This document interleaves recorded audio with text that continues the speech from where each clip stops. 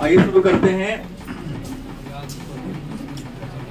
हिंदी काव्यखंड पाठ संख्या 7, जिसका नाम है पुत्र वियोग।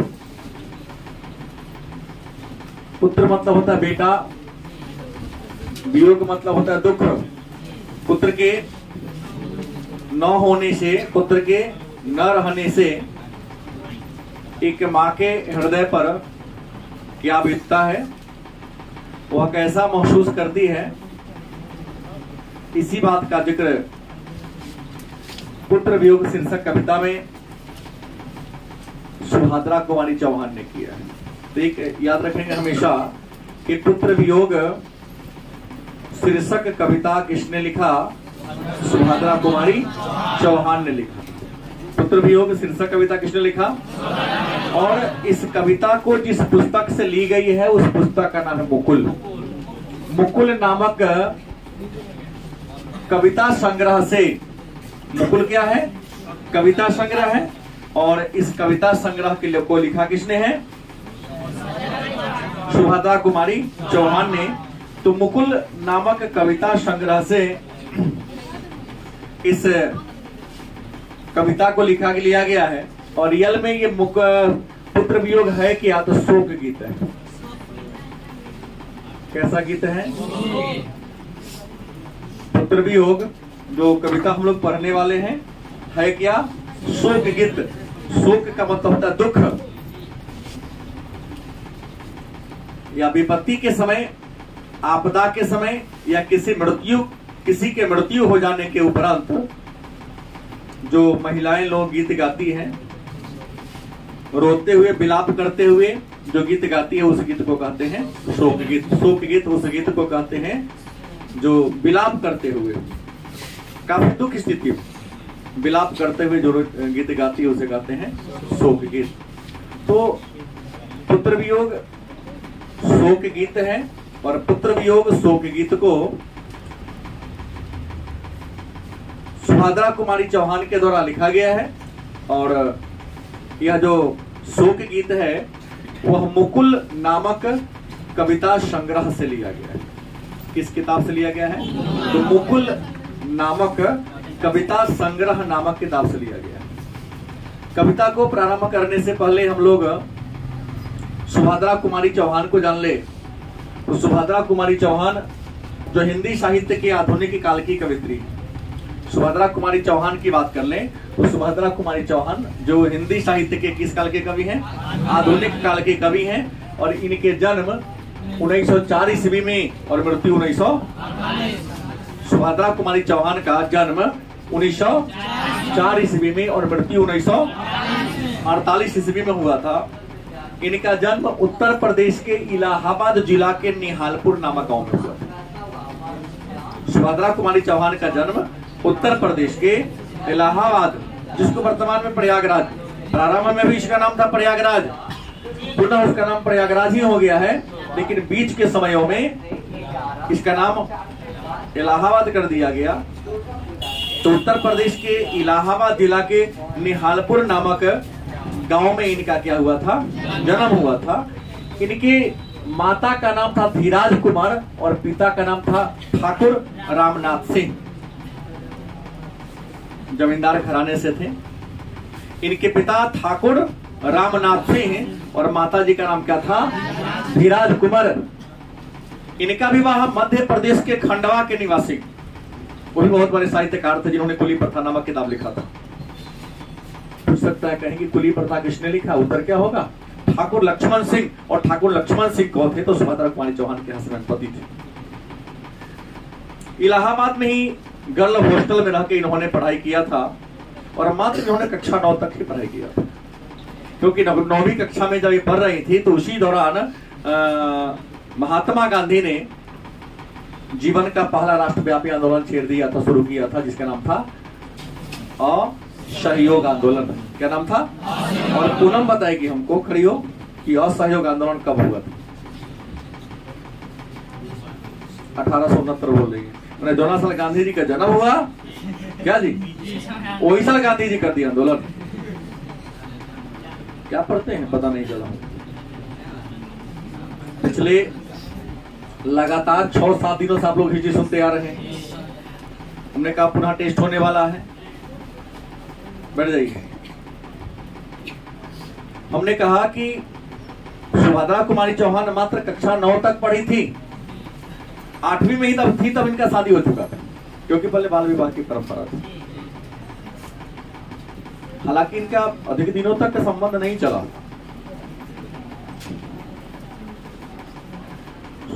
असहयोग आंदोलन जो 1920 में हुआ था, गांधी जी के आह्वान पर इन्होंने पढ़ाई लिखाई क्या कर दिया था, छोड़ दिया था और भाग ली थी असहयोग आंदोलन में। हिंदी साहित्य की कौन सी कवित्री जो गांधी जी का असहयोग आंदोलन में हिस्सा लिया था और जेल भी गई थी, सुभद्रा कुमारी चौहान। दोबारा इनको पढ़ने का मौका नहीं मिला, मतलब शिक्षा की हो गई नहीं, समाज सेवा और राजनीति में शामिल हो गई। मतलब वृद्धि की बात करें तो समाज सेवा, राजनीति और राजनीति के साथ साथ साहित्यकार भी थे।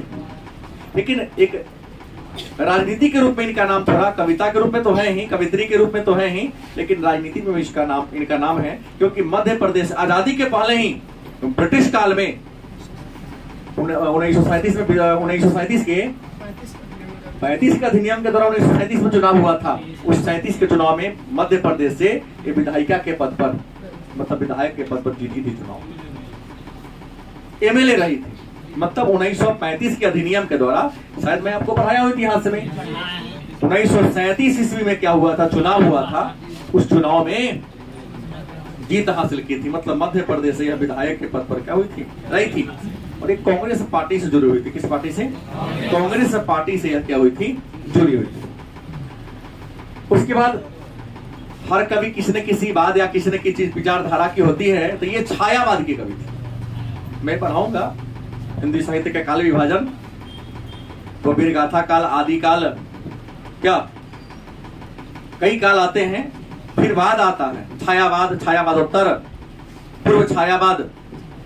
किस काल के कवि की खासियत क्या थी, चर्चा बाद में होगी। अब ये याद रखना यहाँ पर केवल कि ये किस वाद की कवि हैं, छायावाद की कवित्री हैं।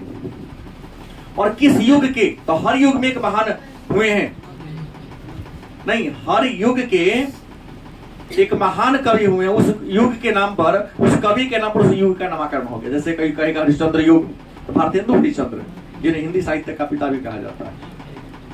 नहीं, द्विवेदी युग मतलब हजारी प्रसाद द्विवेदी जो महान कवि थे, उन्हीं के काल के ये कवित्री है। तो ये द्विवेदी युग की कवित्री है, छायावाद की कवित्री है। इनकी प्रमुख रचना की बात करें तो मैं यहाँ इनके 3 मेन रचना की बात करूंगा। जो पहली इनकी रचना है उनका नाम है मुकुल। मुकुल क्या है, तो कविता संग्रह है। त्रिधरा की बात करते, त्रिधरा क्या है, यह भी कविता ही संग्रह है। और बिखरे मोती और सभा के खेल, ये कहानी संग्रह है। मुकुल और त्रिधरा कविता संग्रह है, जबकि बिखरे मोती और सभा के खेल सुभद्रा कुमारी चौहान के द्वारा लिखा गया कहानी संग्रह है। 1930 में इनको मुकुल के लिए, इनकी प्रसिद्ध रचना है, कविता का संग्रह है, मुकुल के लिए इन्हें हिंदी साहित्य के क्षेत्र में दिया जाने वाला सेक्सरिया पुरस्कार मिला। तो पूछ सकता है कि सेक्सरिया पुरस्कार का संबंध किस विषय से है, तो साहित्य से। प्रतियोगिता परीक्षा में कभी कभी आते रहता है कि सेक्सरिया पुरस्कार का संबंध किस क्षेत्र से है, तो आपका आंसर क्या होगा, साहित्य के क्षेत्र से। तो सुभद्रा कुमारी चौहान का परिचय दें, क्या लिखेंगे, सुभद्रा कुमारी चौहान हिंदी साहित्य के आधुनिक काल, 1904 है तो आधुनिक काल होगी, हिंदी साहित्य के आधुनिक काल की एक महान कवित्री है, या छायावाद की एक महान कवित्री है, या यह हजारी प्रसाद द्विवेदी युग की एक महान कवित्री है। इनका जन्म 1904 ईस्वी में उत्तर प्रदेश के इलाहाबाद जिला के निहालपुर नामा गांव में हुआ था और इनकी मृत्यु 1948 ईस्वी में बसंत पंचमी के दिन, मतलब सरस्वती पूजा के दिन, नागपुर से जबलपुर जा रही थी। नागपुर जो पड़ता है महाराष्ट्र में, और जबलपुर कहां पड़ता है, नागपुर से जबलपुर यात्रा कर रही थी। लौटने के क्रम में इनका कार क्या हो गया, एक्सीडेंट हो गया। उसी कार एक्सीडेंट में इनकी क्या हुई। यह एक प्रश्न हो सकता है किस कवित्री की मृत्यु कार दुर्घटना में हो गई। तो आपके साहित्य में जितना ना उसमें चुनना पड़ेगा आपको, तो क्या तो यही पढ़े हैं, आपका पाठ्यक्रम ही है। इन 9वीं तक शिक्षा प्राप्त की थी और इनका विवाह मध्य प्रदेश के खंडवा के निवासी ठाकुर लक्ष्मण सिंह से हुई थी। इनके पिता ठाकुर रामनाथ सिंह, माता धीराज कुंवर। इनके पति ठाकुर लक्ष्मण सिंह कूली प्रथा नामक एक साहित्य की रचना किया था। समाज सेवा, राजनीति और साहित्य के क्षेत्र में इनकी विशेष रुचि थी। इन्होंने गांधी के असहयोग आंदोलन के दौरान पढ़ाई लिखाई छोड़ दिया और आंदोलन के क्रम में जेल की यात्रा भी किया था।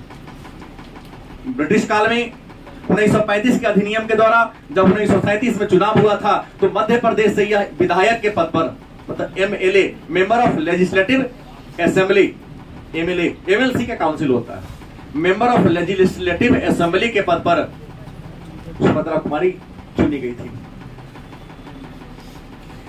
इनके द्वारा लिखा गया काव्य संग्रह मुकुल और त्रिधरा है और कहानी संग्रह का नाम है बिखरे मोती और सभा के खेल। 1930 में मुकुल के लिए हिंदी साहित्य के क्षेत्र में दिया जाने वाला सक्सरिया पुरस्कार इनको मिला था। और आज के जो हम कविता पढ़ेंगे जिनका नाम है पुत्र वियोग, यह पुत्र वियोग कविता नहीं, शोक गीत है। यह मुकुल नामक कथा संग्रह नहीं, कविता संग्रह किताब से लिया गया है और क्या है, शोक गीत। इस गीत में आप जान ले कि एक कवित्री अपने बारे में लेकर आधार मान के लिखी है कि किसी माँ का बेटा, छोटा बेटा, नन्हा बेटा जब मर जाता है तो पुत्र के मर जाने के बाद माँ के मन में क्या बीतती है, माँ क्या क्या सोचती है, महसूस क्या होता है, इसी बात का जिक्र इस कविता में सुभद्रा कुमारी चौहान ने, इस शोक गीत में सुभद्रा कुमारी चौहान ने लिखा। हिंदी भाषा में है, उम्मीद है आपको समझ में आएगी। भारी बात, इसमें से कोई भी पद अगर आपसे परीक्षा में पूछ दे तो सीधा होगा, याद रखेंगे कि यह पुत्र वियोग शीर्षक कविता से लिया गया है। इसके लेखक सुभद्रा कुमारी, लेखक नहीं लेखिका। लिखा है, पहला पद है, आज दिशाएं भी हंसती है, अल्प विराम है।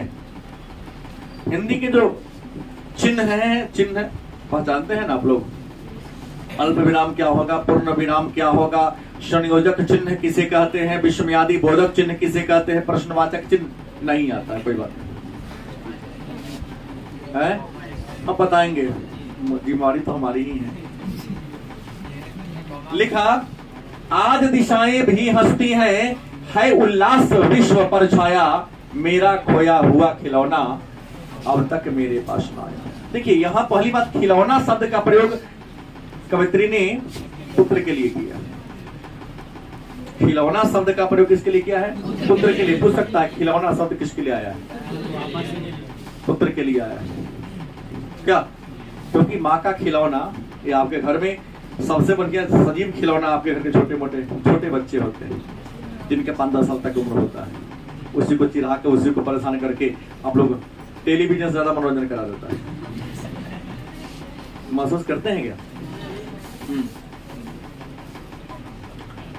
अब सवाल है, आज दिशाएं भी हंसती हैं, सुभद्रा कुमारी चौहान लिखती हैं, कवित्री लिखती हैं, या एक माँ कहती है, सोचती है मन में, जिस माँ का बेटा क्या हो चुका है, मर चुका है, कि आज दिशाएं भी हंसती हैं, है उल्लास विश्व पर छाया। कि आज सभी दिशा क्या हो रही है, हंस रही है उल्लास विश्व पर छाया, पूरे संसार में खुशी का माहौल है। उल्लास मतलब क्या, तो खुशी। मेरा खोया हुआ खिलौना मतलब मेरा मरा हुआ बेटा अब तक मेरे, क्योंकि मरा हुआ कभी जीवित होता है क्या?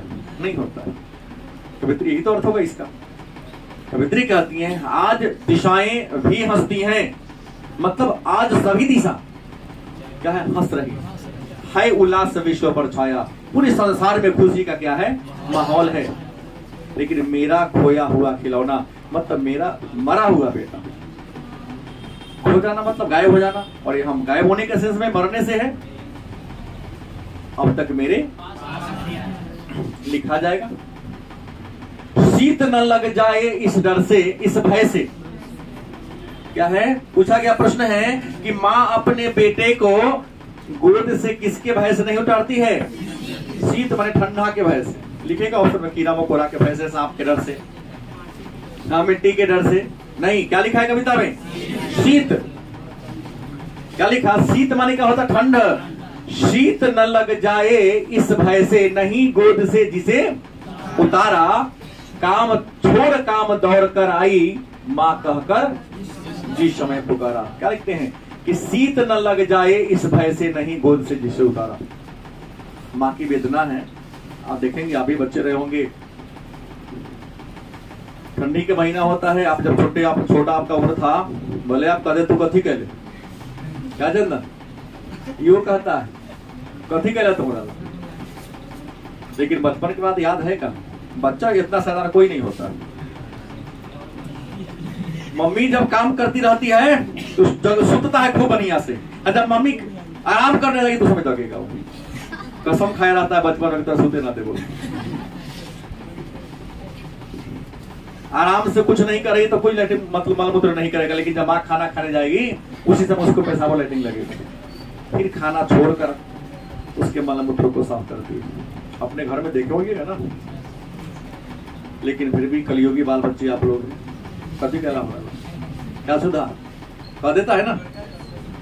क्या लिखा? शीत न लग जाए इस भय से, नहीं गोद से जिसे उतारा। माँ कहती है कि मेरे बेटे को बचपन में अपने गोद से क्यों नहीं उतारा, कहीं उसको ठंड लग जाए। काम छोड़ काम दौड़ कर आई, मम्मी कुछो कर रही है, भगवान का साधना भी कर रही है, पूजा भी कर रही है, कहीं जोर से चिल्ला दिया माँ तो पूजा भगवान की बात में होती, चल पूरा के देख ले, कहीं कुछ हो तो नहीं गया। माँ के प्रेम की तुलना किसी अन्य से करना, परमात्मा को प्रेम आपको नहीं दे सकता है जितना माँ का होता है। गलत किसे? क्या लिखा कि छोड़ काम दौड़ कर आई, माँ अपने सारे काम धंधा को छोड़कर चली आती है। कब? माँ कहकर जिस समय पुकारा, उसके बाद एक बार क्या कह दे, केवल माँ कह दे। आप देखिए, कभी आप विद्यालय से कोचिंग से ही देर जाते हैं, हर दिन पहुंचने का टाइम 8:30, 8:45 हो गया तो माँ के अंदर बेचैनी बढ़ना शुरू हो जाता है। अन्य कोचिंग वालों की बात तो मैं नहीं कहूंगा, मेरे पास हर दिन एक आधो कॉल आता है, क्योंकि धोखा से एक आधे को मिस कर देता हूं, लेकिन रिसीव सबके कॉल को अवश्य करता हूं। क्या सुमन? अगला है थपकी दे दे जिसे सुलाया। माँ अपने बच्चे को जब नहीं सोता है तो गर्दन पर रख लेती है, पीठ को थपथपाना, सहलाना मतलब थपथपाना होता है कि उसको आराम मिलेगा। क्या हो गया? वो सो जाएगा।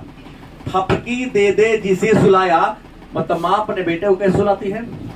थपकी देकर, पीठ को सहलाकर। थपकी देना मतलब पीठ को, जिसके लिए लोरिया गाई मतलब बच्चा को सोने के लिए जो गीत गाता है उसको लोरी कहते हैं। लोरी एक प्रकार का गीत है जो बच्चा को सुलाने के लिए गाया जाता है।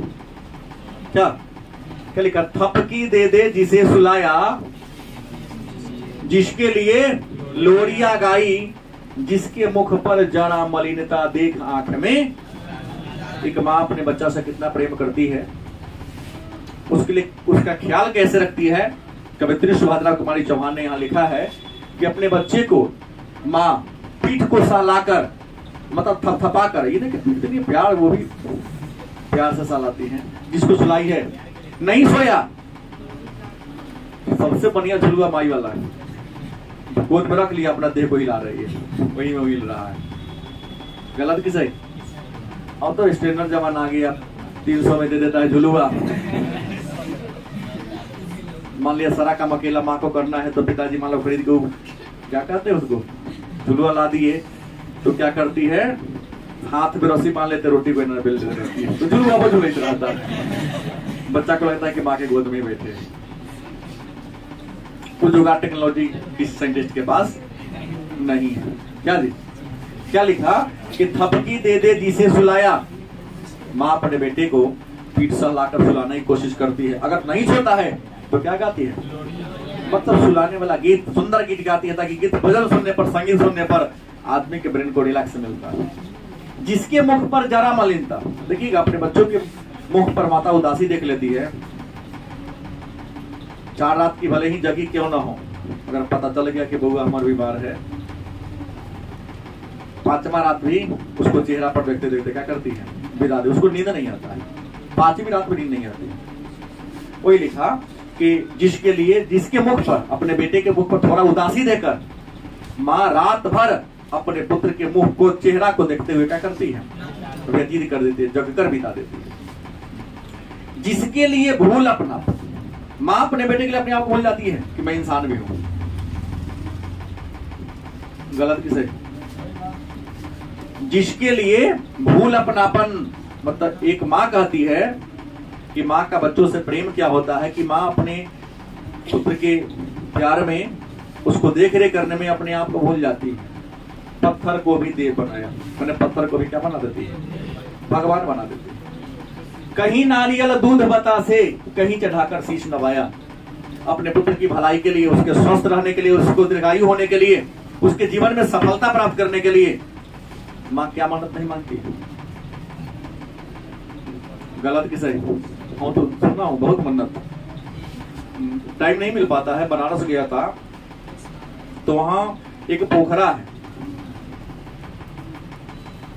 स्त्री के लिए सबसे सर्व की बात है कि वह कपड़ा परित्याग नहीं कर सकती है, लेकिन एक पोखरा है जहां ऐसी मान्यता है, हमने सुना सैकड़ों के मुख से हमने सुना। जिस आश्रम में मैं ठहरता हूँ वहां 2-4 महिला थी मोतिहारी की, वार्तालाप करते करते पता चला इनको संतान नहीं हो रहा था। ऐसी मान्यता है कि जो महिला उस पोखरा में स्नान कर ले, और स्नान करे तो वस्त्र को ही त्याग दे, और बिना वस्त्र के पोखरी से क्या हो बाहर निकले। लेकिन वहां कोई पुरुष चाहता होता नहीं, ऐसी है, बिहार नहीं है वो। अगर बिहार में भी होता तो एक आध तो गलत है, सब गलत नहीं है। और इतना गड्ढा है और इतना काई लगा हुआ कि पैर से भी करेगा तो मरने का अलावा कोई उपाय। लेकिन एक पुत्र के लिए माँ अपना शर्म भी क्या करती है, नहीं देखती। तो महिला कह रही थी हमारा एक बेटा ही सही हुआ है, तो हमारा पुतों को भी 10 साल शादी के हो गए, नहीं होता, सोचे पुतों को स्नान कराते। मोतिहारी के अच्छे प्रोफेसर थे, बेटा ऑफिसर था। इस यूट्यूब के माध्यम से कहा कि आप लोग तब कहीं देखते हैं, बाजार में कहा कि हम मोतिहारी में हम भी टीचर है, पढ़ाते हैं, कोचिंग वाले ही थे। वही लिखा कि जिसके लिए भूल अपना, माँ अपने आप को भूल जाती है, किसके लिए, अपने बच्चों के लिए, पत्थर को भी क्या बना देती है, और अपने पुत्र की भलाई के लिए, स्वस्थ रहने के लिए, जीवन में सफल होने के लिए कहीं पर दूध चढ़ाती है तो कहीं पर बतासा जाते, कहीं पर माथा पटक पटक के अपने पुत्र के जीवन की भलाई की क्या करती है, कामना करती है। फिर भी कोई कुछ न कर सका, छिन ही गया खिलौना मेरा। हम इतना किए, नारियल चढ़ाए, बतासा चढ़ाए, दूध चढ़ाए, लेकिन जब हमारे बेटा को मरने का समय आ गया तो कोई भगवान काम हमको कोई कहा। फिर भी कोई कुछ न कर सका, मतलब हम सबके पास गए, लेकिन जब विपत्ति आई तो कोई मेरा साथ नहीं दिया। छिन ही गया खिलौना मेरा, मतलब बेटा मेरा, मैं असहाय विवश बैठी रही। मतलब हमारा बेटा मेरे सामने तड़प रहा था, चाहे बीमारी से हो या मृत्यु के आगोश में घुस रहा था, तो मैं असहाय बैठी थी। उठ ही गया छौना मेरा। यहाँ छौना नवजात शिशु के लिए किया जाता है। हिरण के जो बच्चा होता है, शावक जो होता है, जो भी जन्म लिया, उसको छौना कहा जाता है। तो उस सेंस में देकर सोना छौना, यह छौना शब्द भी एकदम शावक, एकदम छोटा नवजात शिशु के लिए प्रयोग किया गया है। लिखा याद होगा कि फिर भी कोई कुछ न कर सका। माँ कहती है कि जब मेरा बेटा बीमार था, मृत्यु की ओर वह बढ़ रहा था, हम उसके जीवन की भलाई के लिए, मृत्यु से बाहर निकलने के लिए जिसने जो कहा हमने पूरा किया। कहीं पर बतासा चढ़ाया, कहीं पर नारियल चढ़ाया, कहीं पर, लेकिन जब वो मर रहा था, तड़प रहा था, तो कोई हमारा हेल्प नहीं किया, और मेरा बेटा मर गया और मैं वहां पर असहाय विवश बैठी रही, मुखदर्शक बन के रही, कुछ नहीं कर सकती। ये प्रश्न पूछा गया है। तड़प रहे हैं विकल प्राणिये, हमने इन सारे को पढ़ा दिया। अलग अलग पद है, पुस्तक में देख लीजिए। बोर्ड पर जानबूझ के लिख दिया हूं ताकि सहायता सुविधा हो आपको पढ़ने में। क्या लिखा? तरप रहे हैं विकल प्राणिये, मुझको पल भर शांति नहीं है, वह खोया धन पा न सकूंगे, इसमें कुछ भी भ्रांति नहीं है। लिखा कभी कवित्री ने कि तरप रहे हैं विकल प्राणिये, कि माँ का प्राण विकल है, परेशान है, मुझको पल भर शांति नहीं है। एक बीए ग्रेजुएशन में जाओगे तो एक हिंदी साहित्य है, सिंघल द्वीप की कहानी है, हमारे समय भी था। सिंघल विजय, श्रीलंका विजय, अशोक का बेटा महेंद्र पुत्री संघमित्रा वाली कहानी है उसमें पूरा।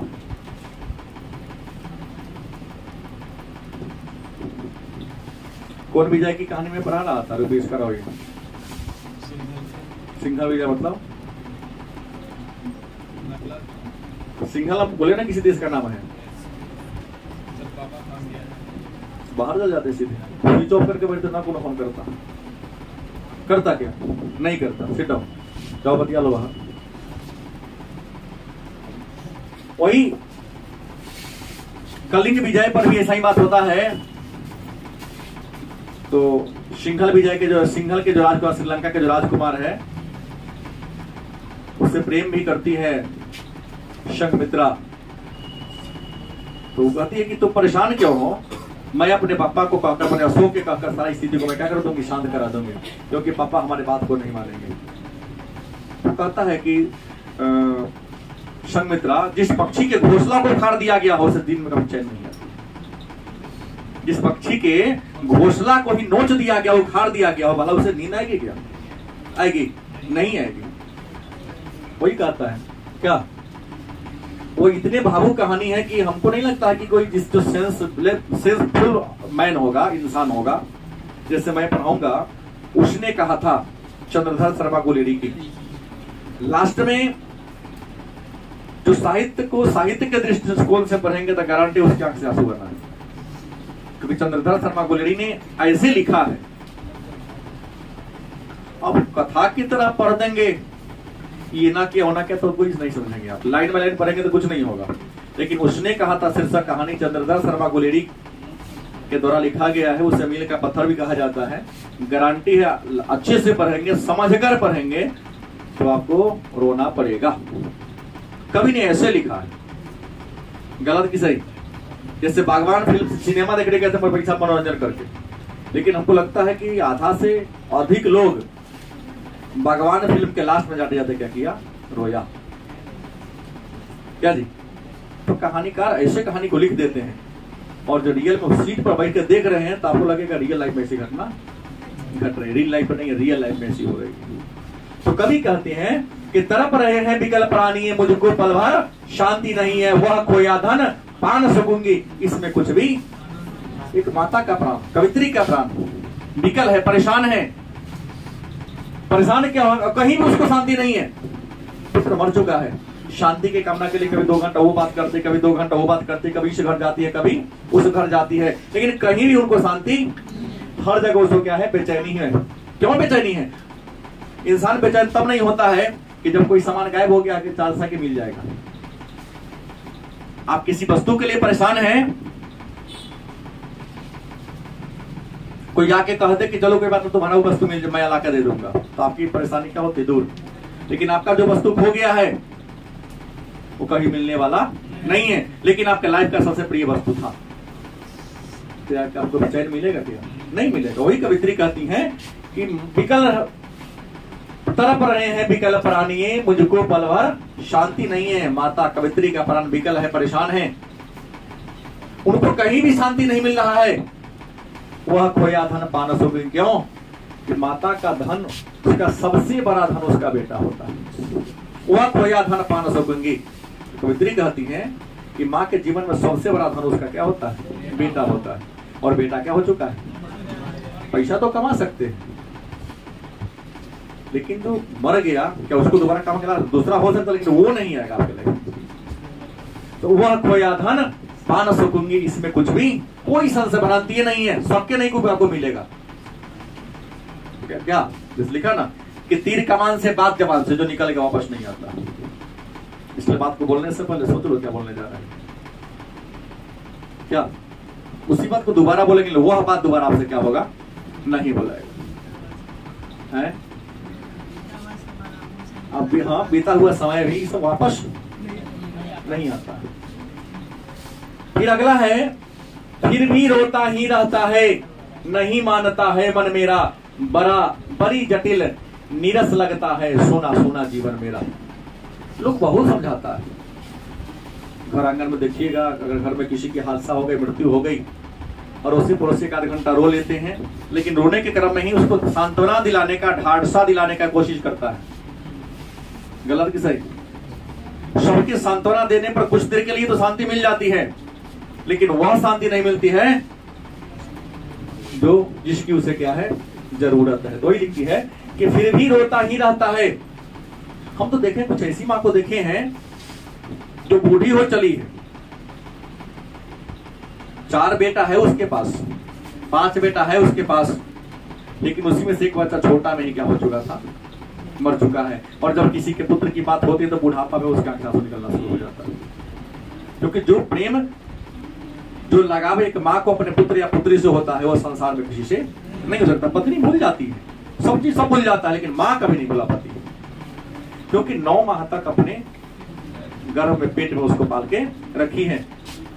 फिर भी रोता ही रहता है, नहीं मानता है मन मेरा, बड़ी जटिल नीरस लगता है, सोना सोना जीवन मेरा। कवित्री कहती है, कोई लाख समझाता है, लेकिन माँ का मन कोई मनाने के औकात किसी के पास नहीं है, क्योंकि माँ का जीवन क्या हो गया, जटिल हो गया है, और जीवन क्या हो गया है, सोना हो गया है। जैसे एक बच्चा का खिलौना छीन लो तो परेशान हो जाएगा, वैसे ही माँ का खिलौना उसका क्या है, बेटा है, और बिना खिलौना के क्या हो, जी पाएगी?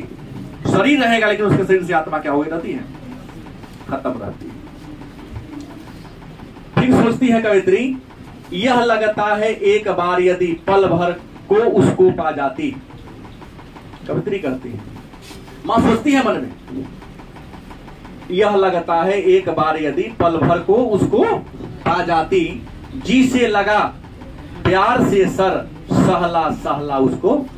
कवित्री सोचती है कि अगर एक बार मेरा बेटा मेरे सामने आ जाए, मरा हुआ, आने वाला नहीं है, लेकिन कल्पना करती है, सोचती है, यह लगता है एक बार यदि पल भर को उसको पा जाती, मतलब एक बार यदि, कुछ सेकंड के लिए, कुछ समय के लिए, कुछ सेकंड के लिए, कुछ मिनट के लिए उसको मैं देख लेती, या अपने पास खड़ा हुआ देख लेती, जी से लगा, मैंने गले से क्या कर, जी से लगा मतलब यहाँ गले से लगाना, गले से लगाकर प्यार से उसके सिर को क्या करती, सहलाती और समझाती।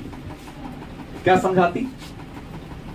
लिखा है, मेरे भैया मेरे बेटे, मेरे भैया मेरे बेटे, अब माँ को यो छोड़ न जाना, बड़ा कठिन है बेटा खोकर माँ को अपना।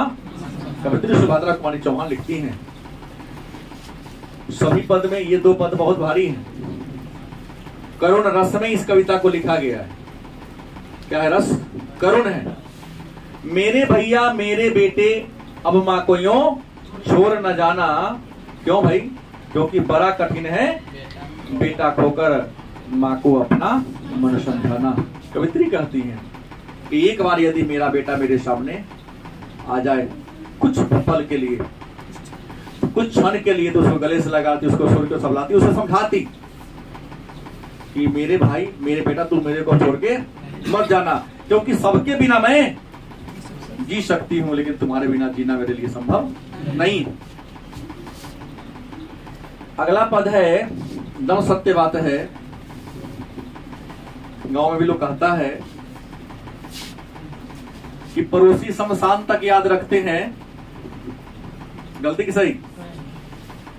बेटा 13वीं तक श्राद्ध कर दिया, भूल गया, संपत्ति के बंटवारे में लग जाएगा, लेकिन यदि उसकी माँ जिंदा हो तो जब तक जिंदा रहेगी तब तक उसे क्या करती है, याद रखती है। पत्नी भी कुछ महीनों के बाद भूल जाती है, लेकिन माँ नहीं भूल पाती है। वही लिखता है कि भाई बहन सब भूल सकते हैं, पिता भले ही तुम्हें भुलावे। लिखा है, एक माँ कहती है एक भाई है, उसका भाई मर गया तो भाई भूल सकता है, बहन भी भूल जाती है, एक दिन याद करती है रक्षाबंधन के दिन, काश मेरा एक और भाई होता।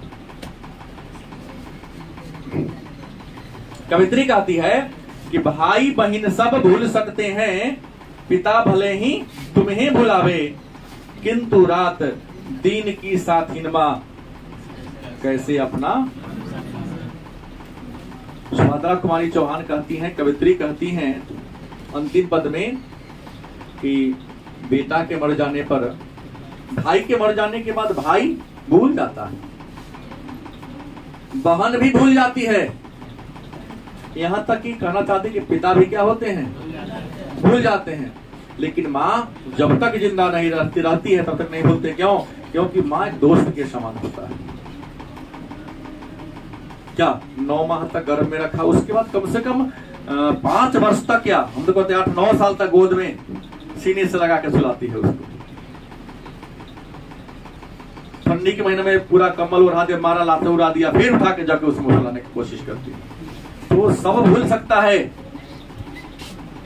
लेकिन माँ भुलाना संभव नहीं है। तो उम्मीद है हमने यहाँ 10 पद है शायद पुत्र वियोग शीर्षक कविता में, 10 पद को हमने क्या किया, समझाने का कोशिश किया। अगर आपको किसी में दिक्कत हो तो आप दोबारा हमसे पूछ सकते हैं।